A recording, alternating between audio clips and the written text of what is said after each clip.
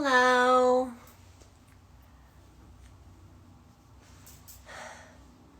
Hi, everyone. Hello. I'm Vad. Hello, Season Joel. Hello, DF Manza. Thank you so much for joining me, everyone. I hope your weekend is going wonderfully. Happy Sunday. Happy National Boyfriend Day, I guess it is. I just found out. I don't have a boyfriend, so I guess it doesn't matter. But change of plans today. So this is just the tip. It is a show hosted by me, Akira, where we answer your sex questions from the week. And then we also give out porn star tips. And I am usually joined by another porn star. Our scheduled guest today was Scarlett Scandal, who I love, big fan. But she couldn't make it at the very last second. So I'm going to be doing this one by myself, which I have never done before. So I'm a little bit nervous. I feel like it's always easier to do it with another person because there's like a flow, multiple opinions.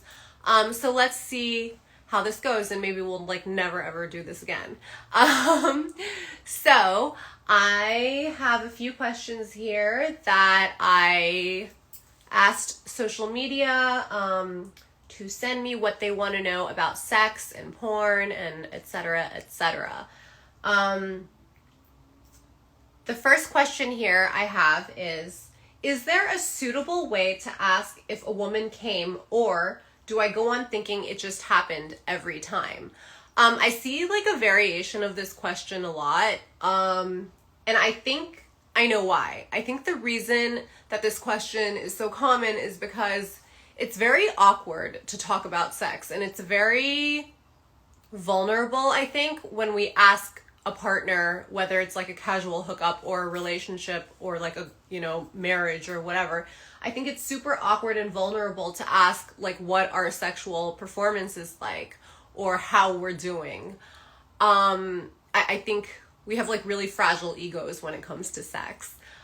I will say this. I love when a guy asks me a lot of questions. I love when he asks me how I like my pussy eaten, how I like to be fucked, where I like to be kissed, how do I come, where can he touch me and it'll make me come. Like, to me, all of those questions make for great sex. And I will say I have never once been asked, did you come? What can I do better? I've never been asked a question like that and thought, ooh, that's weird that he asked that. Or like, ooh, that's awkward. Why are you saying that? So from like the woman's perspective, like it's not weird when you ask us that. So the question is there a suitable way to ask? And I would say just ask. Like, it's not like, did you come is perfectly fine. So I don't think that going on just assuming that it happened every time is to me, that makes for bad sex. And usually like the guy that never asks is, if anything, the guy like when we're done hooking up, we're like talking shit about him to our girlfriends. So definitely ask. Like, I think that's the more we communicate about sex, I think the better sex we can be having, for sure. Next question. This is so weird. Like, the flow is not as smooth, I feel like, without another person here. Okay, this is a really interesting question, actually. Do women masturbate as much as men? I think I'm the worst person to ask this question because I am self-admittedly a chronic masturbator, and I always have been. I have been masturbating for as long as I can remember, and a lot. I think I probably started when I was younger as like a self-soothing thing, like anytime, I don't know, it just like felt good, and like scratching your head or like, I don't know, biting your lip or whatever, like something that just like on my body feels good to me. So I was doing it. Obviously, as I grew older, I realized, oh my God, I can have orgasms, and this is like a sexual horny thing too. So now when I masturbate, I come. So that's different. But I personally masturbate a lot. So much. I have trouble stopping So much so that I have a rule that I can't masturbate in the morning, because once I start, like, my whole day is done. It's all I want to do is stay in bed and masturbate. So for me, the answer is basically like every day. Also, like, my work involves a lot of masturbation, and also the more sex I'm having, the more I masturbate, just because, like, the more stimulated I am constantly, and, like, the more blood is flowing there. But because I didn't think that that would be a fair answer to give, I am a sex worker. I chose, masturbating as a profession. Obviously, I'm not, like, the norm. I actually outsourced this question and asked a bunch of my girlfriends who are not in porn, and just, like, normal, cool chicks. I asked them how often they masturbate. And the answer was, like, actually really, really surprisingly normal.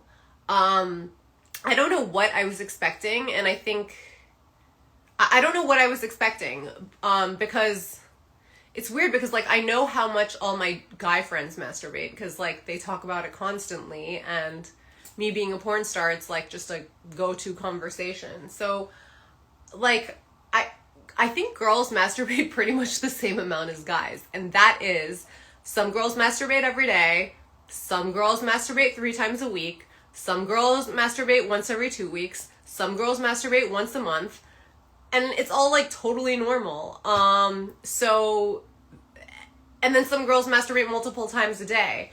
So I would say the answer is, like, it's kind of the same as guys. Like, it's all over the place. And I guess, I don't know, that was just so shockingly the most normal answer. And it also made me realize that, like, I'm a really sexual person, and I talk about sex for a living. My whole life revolves around sex, really. But I realized that, like, with my girlfriends that are not in porn, we definitely talk a lot about our sex lives with our partners. Like, we talk about our sex lives when we're fucking other people, but we don't talk about masturbation. Which is, like, I don't know, like, we share, like, all these other intimate details about our lives, and it made me realize, like, wow, I really don't know, like, if my friends even masturbate, barely. So I thought that was, like, just kind of an interesting thing. And I think we should start normalizing talking about female masturbation, because why do we know so little about it? Like, I'm a woman, I masturbate, and I'm in sex work. Why do I know so little about it? So, yeah, so thank you to the person that asked this question, because I feel like it really opens up, like, a whole new, I don't know, world for me. Okay, this is a question I get asked a lot. How do I avoid STDs? Also, another version of this question is, how do you not get STDs in porn? We get asked this all the time. If you are in porn, you are asked this constantly by your family, by your friends, by strangers on the internet, just constant. So, I'll start with porn. In porn, we get tested, a full panel STD test every 2 weeks. So that's that's the standard. No company is going to hire you without anything less than a 2-week test. Within that, we have performers that prefer to work with people who've gotten more recent testing. But I would say for the most part, most of us are comfortable with the 2-week testing. That's 14 days, which really comes out to more like 11 days, because you have to have your clean test ready to go on that 14th day. And, because in porn we get tested so often, the labs that we go to or the clinics we go to have their own labs, so we are able to get the testing for cheaper and more often and just much, much faster. Usually we get our results within 24 hours because the places have their own labs. Whereas, like, when we go to, like, say, a Planned Parenthood or an urgent care or whatever and get a test, they have to then send it out to the lab and then get the results back, and that takes a few days.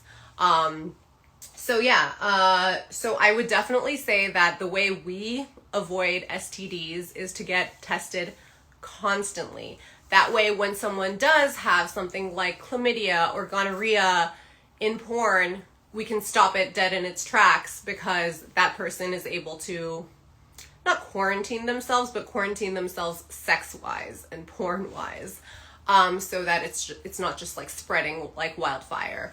And honestly, as far as HIV goes, we have like a really, really good record. I think there has not been an HIV transmission on a porn set in something like over 25 years, which is really good. Like we have a lot of sex. So, yeah, like in the time that I've been in porn, I would say there have been maybe 3 or 4 times that someone tested positive at one of our clinics.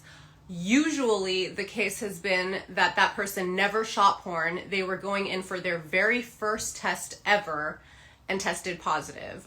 So luckily it wasn't a situation where someone like got it in porn or like had already worked with someone or anything like that. But because of that, like we are all able to work in porn and feel very, very safe about it. I feel much safer having sex with someone in porn than like meeting someone at a bar. That's definitely for sure. So I think the trick to avoiding STDs is definitely, you know, it's something everyone has to be in on, but for us to all get tested regularly.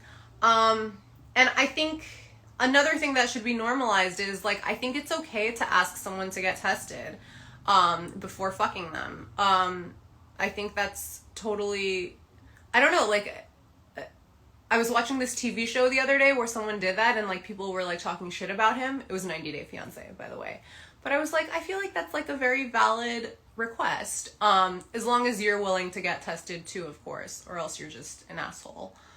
But yeah, and then of course, like everyone knows, condoms reduce the risk of passing an STD, STI by a lot.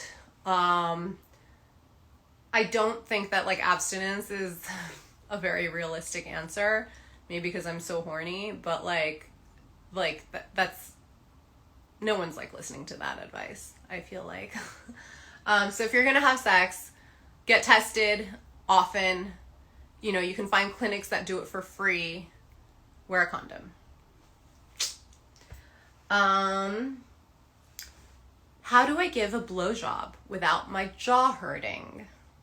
This is something I wish someone had taught me when I was much younger. Everyone knows, if you've given blowjobs, that sometimes you are sucking dick for so fucking long that like your jaw feels like it's gonna fall off. It's like, I don't know if it's like the bone or the muscle or what, but something about just keeping it open like this for so long it gets very, very sore and painful. The trick to saving your jaw is using your hands.